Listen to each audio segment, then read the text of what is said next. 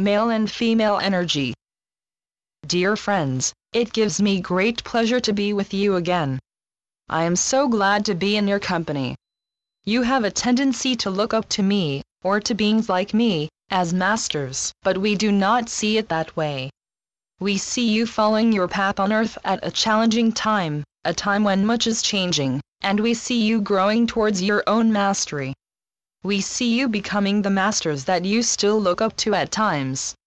And this is what it is all about, finding your own mastery. Do not follow any master that is brought before you by tradition or by books or by anything someone else is telling you. Find your own mastery, that's what it's all about. Today I would like to speak about a theme that reaches back far into your history, the energies of the male and the female. These are old energies, and a lot is going on with them right now. First, I would like to say something about the nature of the male and the female. These energies are two aspects of the one. They therefore are not really opposed or dualistic, they are one. They are two faces of one energy.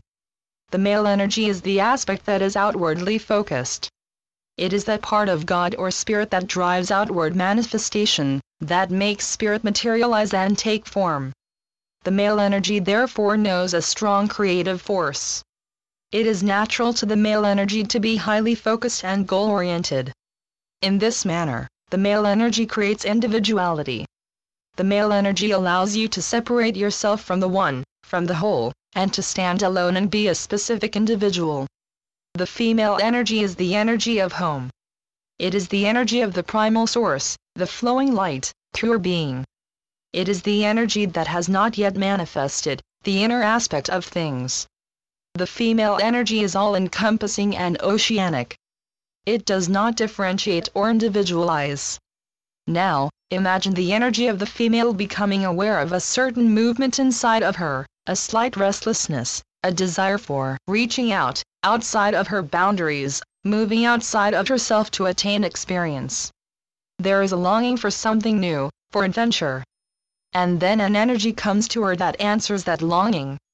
It is the male energy that wants to be of service and help her manifest in matter, in form.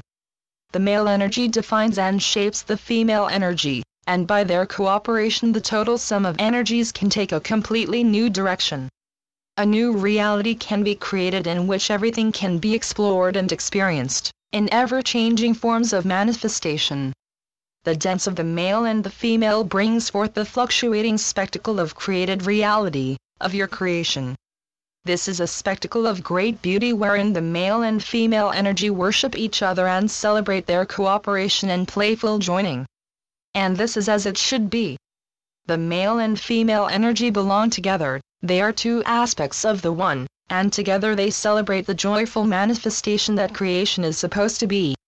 It has been said that in the final realization of who you are, the only truth that matters is, I am. And in this mystical mantra, precisely those two aspects merge. In the I, is the male energy, in the am, is the female energy. The I is constricting, differentiating. It gives focus, it gives direction, it individuates, I, not the other, I. And then am. Am is oceanic, all-encompassing. It reflects the ocean of home, the female energy, the inexhaustible source that knows no bounds, no differentiation. The flowing and joining aspect is the core of the female energy. In the I am, the male and female come together and blissfully join their energies. Now in the history of humanity and even before humanity existed, a conflict arose between the masculine and the feminine. I shall not go into the origin of this conflict now. But in your history there is a drifting apart of male and female energies so that they appear as opposite forces. The yin-yang symbol demonstrates the true situation very well. In the masculine there is always a core of the feminine, and in the feminine there is a core of the masculine, just as there is a white dot in the black and a black dot in the white. But in the course of history, this mystical unity of the masculine and feminine has been forgotten, and these energies have become opposed to each other as black and white. The underlying unity was no longer recognized. Right now, You are in the last phase of this history of conflict, in which the male energy has played the part of perpetrator for many centuries. The male energy has long been playing a part in which it oppresses, mutilates, and destroys the female energy. It was not always like that. There have been times in which the female energy had the upper hand and wrongly manipulated and ruled the male energy. But that time is over.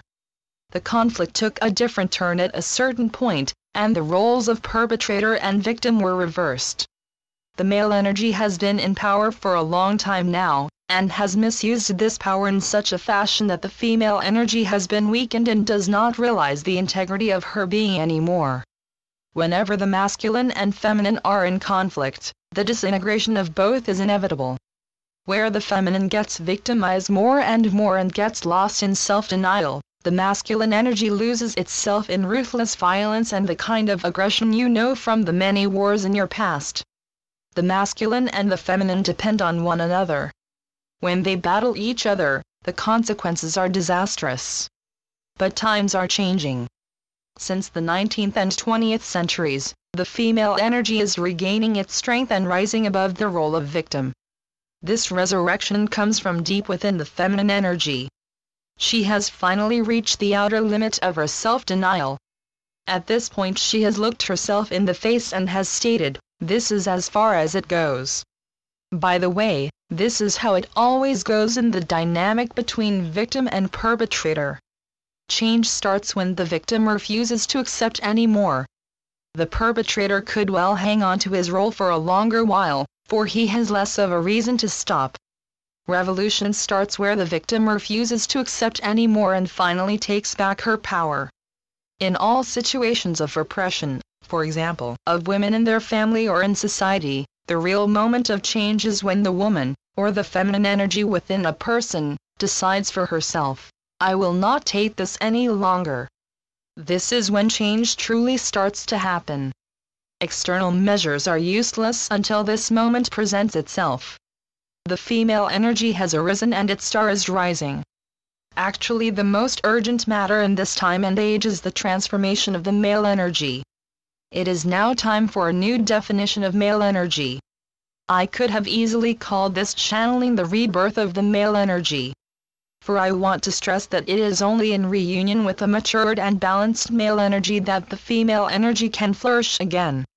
The female energy has in the past century and even before that, regained power and strength. It has begun to flourish in a new and more balanced way. Despite the inequality of the sexes that is still present in your society, the rise of the female energy is unstoppable. However, the female energy cannot gain full strength and vitality without cooperation with the male energy. This goes for the collective level as well as the individual. The female energy cannot make its final breakthrough without the support of and connection with the male energy. This is not because of an inherent weakness in the female energy. It is because of the essential nature of male and female energies, the fact that they are intertwined and can only fulfill their brightest potentials in cooperation. This is why it is imperative now that the male energy reshape itself and venture into the new. When you look at the interplay between male and female on a collective level, the female energy is now in a position of waiting. She is waiting. At present there is a struggle going on within the collective male energy between the old and the new. A new wave of energy is dawning within the collective male energy that honors and respects the female energy. This new wave of male energy wants to join with the female and together enter the new age. But at the same time an older wave of male energy is still active and trying to persist. This energy is clearly working in the series of terrorist attacks that has taken place all over your world. The male energy in its old role of heartless aggressor is thereby showing its nasty side. In the ones who commit these horrendous attacks there are very dark emotions, aggression, anger, and at the same time, utter powerlessness and helplessness. It is from this utter helplessness that they appeal to the most brute and destructive types of power display. This male energy we are speaking of is in its death agonies. It senses that there are important changes going on collectively, and that humanity is on the threshold of a new era. One of the problems you are now facing, while growing towards a more balanced cooperation between male and female, is how to deal with this kind of ruthless energy. What are we going to do about this old male energy that is trying to create as much havoc and destruction as possible in its downfall? Let me tell you this, its downfall is a fact. The struggle has been lost by the old male energy, but it will not surrender easily, and it will resist to the very last with aggression and merciless attempts at domination. Much will depend on how the inner collective attitude will be to these aggressors. Will you allow anger and powerlessness into your own energy field as a reaction to acts of violence? Then you open up to the energy field of the aggressors. At the very moment you feel overpowered by anger and resentment toward them, they have reached their target. You are then sucked into their energetic vibration, and you would be willing to kill as well, kill the murderers of the innocent. This is all very understandable, but it is vital to realize what's happening here. As soon as there are intense emotions rising up, it is wise to make a pause, in silence. Go back to the quiet, knowing part of you and ask, what is really going on here? It is all about your wisdom and discernment now, your ability to see through things and to feel what really is at stake. The world will not be taken over by terrorist powers. The old male energy has served its time and its dying hour is at hand. The most important message I have about terrorism, this manifestation of old male aggression, is, stay conscious, do not let yourself be taken off center by emotions of powerlessness, that is by getting victimized. Know that no one will be touched by this aggressive energy if they do not allow it into their energy field. If you do not react with anger or hatred, you will not draw it to you. You will be safe and protected by your own light. I now would like to pay attention to the more mundane individual level, the level at which you deal with the male and female energies within yourself. For on the individual level as well there has been a struggle between the male and the female energies. Everything that happens collectively mirrors processes at the individual level. To illustrate the importance of balance between the feminine and the masculine on the individual level, I will speak of the energy centers in every human, which are also called the chakras. There are 7 of them that you know of now, and these are located along the spine, from the tailbone to the crown. I will go into all of these chakras briefly, to show you that they are all characterized by either a predominantly male or female type of energy. The tailbone root chakra is the energy center that connects you to the earth. The energy in this chakra reaches out to the earth and allows you to manifest your soul energy in physical form on the dense, material level of reality. In view of the reaching out and manifesting type of energy in the tailbone chakra, you may call it a predominantly male chakra. A chakra is never completely male or female, but one may say that the male energy has the upper hand here. The second chakra is called the navel, belly button chakra, and it is the center of emotions. This center allows you to experience emotions, mood swings, in short all the highs and lows of emotional life. It is a receptive center. That is why I call it a female center, a chakra in which the female flow of energy dominates. The third chakra, also called the solar plexus, is a center of action and creation. This is a center which reaches out and allows energy to manifest in physical reality. You may compare it to the sun, the outpouring of rays and the power of the yellow sunlight. The natural color of the third chakra is yellow. In the solar plexus, your thoughts, ideas, and desires are transformed into outer manifestation. It is the chakra of action and outward expression. It is also the seat of the ego, meaning the earthly personality, without negative implications. The predominant energy is male. The heart chakra is a receptive center like the navel chakra, and it has the special ability to connect different flows of energy. It is the center in which the energies of the lower 3 chakras, earth reality, and the upper 3 chakras, cosmic reality, connect. The heart is the bridge between mind, head, and emotion, belly. From the heart you are also able to connect with others and transcend yourself. The heart transcends the boundaries of the ego and enables you to feel oneness with anything outside of you, even with all that is. The heart chakra is the gateway to the energy of home. It is clearly a center of connection, and it is therefore predominantly feminine.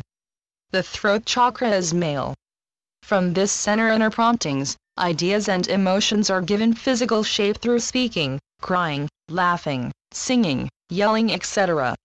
Here the inner life is expressed outwardly by communication through the voice and through language. This center enables you to make your inner life known to others by means of physical signals, words, sounds, concepts. It is a center of manifestation that enables you to focus your energy outwardly into the physical plane. It is also a center of creativity. The sixth chakra, also called the third eye, which is located in the middle of your head, is feminine again. It receives extrasensory, intuitive impressions and transcends the boundaries of the physical, the five physical senses.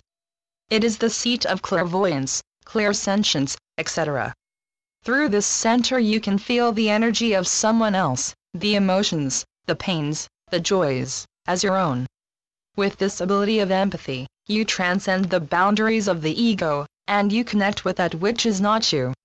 Finally, there is the crown chakra, on top of the head. This chakra is neither male nor female. Or you might say, it is both. In this chakra, you rise above the duality of male and female. The crown chakra is an interesting combination of both energies. When this chakra is balanced, the consciousness therein is in a state of receiving as much as reaching out. There is a reaching upwards to other dimensions, where it seeks spiritual meaning or support, or to deeper layers of the self. And at the same time, there is a quiet and tranquil receptiveness, a knowingness that the answers will come in good time. It is a type of consciousness that is both highly focused and highly receptive. In this state of mind, you come very close to the unity that underlies male and female energies, the energy of spirit or God.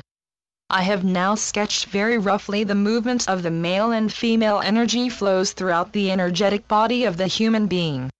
Now I wish to speak of the lowest three chakras in particular. These are the chakras that are most connected to the earth, that are most involved with being in the earthly realm. This area of the lowest three chakras is of utmost importance in your inner road to healing, for in this area lie the deepest traumas and emotional scars.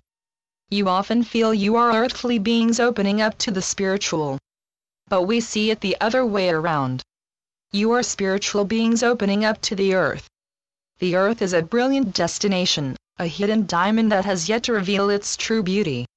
The earth is the promised land. Heaven is your birthplace. But you will not return to the state of consciousness that you remember as home or heaven, to a state of purely spiritual being.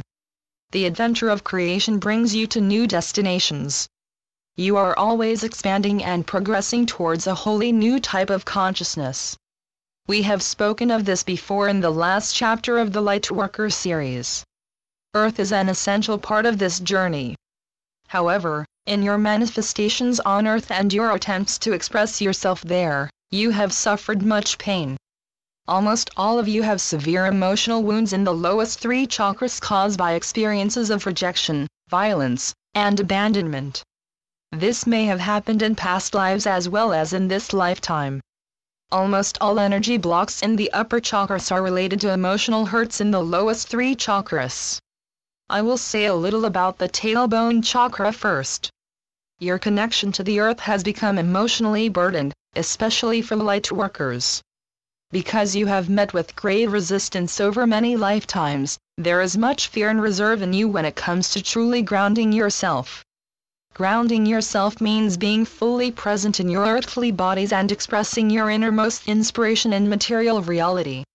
The resistance to grounding yourself fully has been discussed before in the Lightworker series. It has mainly to do with you being different and having been rejected for it. In the second chakra, the emotional center, you have also been affected deeply by experiences of being threatened or deserted literally or emotionally, and by being severely restricted in your self-expression. With these traumatic burdens in the lowest two chakras, the solar plexus third chakra is also heavily affected. The solar plexus has to do with life force, creative energy and power. You know few examples of what true power means. With this I mean power that is not aggressive and destructive. In the solar plexus chakra you often see that a person manifests himself or herself either in an aggressive, controlling way, or in a subdued, overly modest way. Both ways are the result of underlying feelings of helplessness, stemming from a wounded first and second chakra. In the third chakra it is all about finding a balanced way of dealing with power and control. It is about a balanced ego. Ego is okay. The ego has a proper function. It lends focus to your consciousness, which enables you to create and manifest as the separate individual that you are. Yes, you are part of a greater whole, but you are also separate and different from anyone else. The ego is a necessary complement to the spiritual part of you that transcends the I. The energy of the ego is fully honorable and justified in the energetic reality that you live. True power is in the joyful alignment of ego and spirit. The area of the lowest three chakras is the most important area in self-healing and inner growth. The greatest spiritual challenge to you now is to take care of this wounded area in yourself. Meditating to transcend physical reality or connect to elusive cosmic levels is not your main goal now. Your goal is to give your gentlest understanding and loving support to that hurt inner child within you, and to restore its beauty and playfulness. This is your spiritual journey. Herein lies the greatest treasure. Cherishing and respecting the human side of you, the child part of you, is your road to divine compassion and enlightenment. I would like to draw your attention to the fact that within this energetic area, 2 out of the 3 chakras concerned are male. This shows that especially with regard to the male energies within each of you, much healing work is to be done. Therefore my message to you now is, heal the male energy within. The feminine energy is in many ways recovering and acquiring the strength needed to express itself fully and beautifully. The female qualities of intuition, sensitivity, and connectedness are being appreciated more and more, individually as well as collectively. But it is not so clear what a balanced male energy truly looks like. The male energy somehow got lost in false images of what it means to be a man, stereotypes that always boil down to power through aggression. It is vital to recognize and express the true nature of male energy. The female side now needs the balanced male energy to be able to truly fulfill her role. The female energy is waiting, not just at the collective level but also on the individual level. The female energy is getting out of its victim role, regaining its self-esteem, and it is now wanting to manifest itself powerfully and joyfully through reunion with the male. So, what then is the power of balanced male energy? This goes for the male energy in both men and women. In the first chakra, a healed and balanced male energy leads to self-consciousness. The male energy does not have to fight and struggle anymore, it is present through self-consciousness. Presence, that is being fully present with all of your soul, is an essential quality of the first chakra. Being present self-consciously means to stay aware of yourself, remaining centered, not getting lost in someone else's opinions, expectations or needs. It is about finding the balance between connecting with others and being true to yourself. A balanced male energy in the tailbone chakra allows you to remain centered and aware of yourself while you interact with others and the outside world. It is essential to develop this quality of self-consciousness, for it will protect and guide your female energy. The female energy is naturally inclined to connect with others, other living beings, and to be present with the other in a caring, nurturing way. The male energy makes for boundaries and helps find a balance between giving and receiving. With regard to the flowing, connecting female energies, the male energy in the lowest chakra fulfills the role of anchor and backbone. It is the point of coming home to yourself, the point of releasing ties to other energies you have connected with. The solar plexus or third chakra fulfills the same role in a different way. This chakra is, as I said before, the energy center of the ego. You still have trouble with this concept of the ego.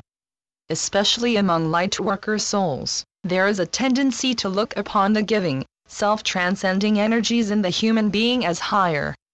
But it is not so. You live in a world in which two energies played together and form the building blocks of creation. One tends to connect and seek for unity, the other creates separation and individuality. And the latter energy is just as viable and valuable as the former one. It is important to make peace with the male energy, to embrace your individuality, your uniqueness, your I-ness. There is an essential aloneness in life which has nothing to do with loneliness, but which has everything to do with you being an I, a unique individual. To embrace this aloneness does not stand in the way of experiencing deep connections to others. If you truly embrace your individuality, you become an empowered, independent and creative individual, able to share your energy deeply with anyone or anything, because you are not afraid to lose yourself in it or give up your individuality. The male energy of the solar plexus helps you become truly creative and empowered. That is what the female energy in you is waiting for.